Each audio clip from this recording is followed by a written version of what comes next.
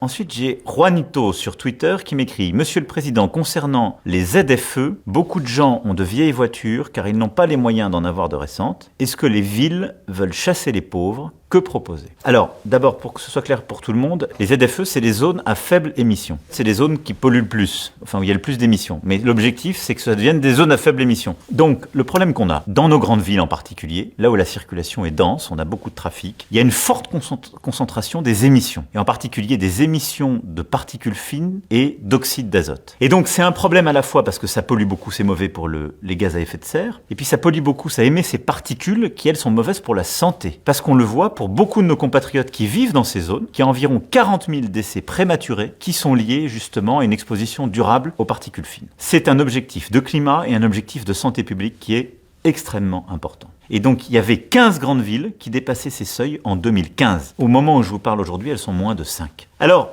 première chose, c'est que ça se fait localement. Oui, ce sont les élus, ce sont vos maires, ce sont vos présidents et présidentes de métropoles, d'intercommunalités qui décident et qui organisent ces zones à faible émission. C'est leur responsabilité. Ils sont au plus près du terrain.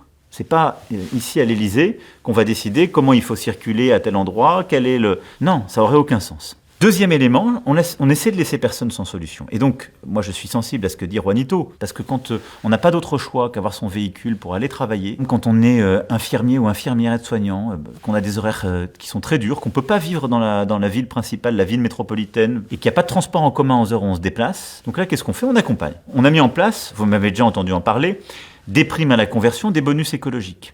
Déjà, partout dans les zones à faible émission, on a augmenté de 1 000 €. Donc vous êtes mieux accompagné. Ensuite, à chaque fois que vous pouvez aller vers d'autres solutions que le véhicule individuel, c'est super aussi. Et dans les grandes villes, on va aller de plus en plus vers ces modes-là. Les solutions de transport public qu'on aide à mieux financer dans la construction et dans la construction de solutions aussi vertes. C'est par exemple les bus à hydrogène que j'ai été inauguré il y a quelques années à Pau. Puis après, c'est des solutions aussi très innovantes où, à des nœuds d'arrivée dans les grandes villes, on va permettre de mettre à disposition des flottes de véhicules peu polluants. C'est ce qu'on fait avec nos constructeurs, en vous permettant avec une carte d'avoir accès à un véhicule qui est plus petit, qui vous permet de vous stationner plus facilement. Flotte de véhicules verts, transport en commun, mobilité douce, c'est-à-dire les vélos avec le plan vélo. On a des tas de solutions qu'on met en place et au fond, c'est une transition ce qu'on vit.